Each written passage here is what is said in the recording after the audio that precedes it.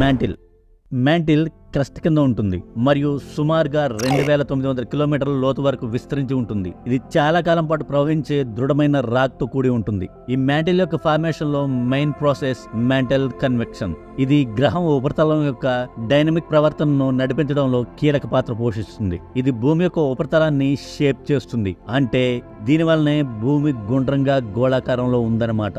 Thickness mantle crust కంటే చాలా మందంగా ఉంటుంది మరియు భూమి యొక్క పరిమాణంలో చాలా ఎక్కువ భాగం ఉంటుంది. లక్షణాలు మ్యాంటిల్ సెమీ ఘనంగా ఉంటుంది మరియు ప్లాస్టిక్ లాగా ప్రవర్తిస్తుంది.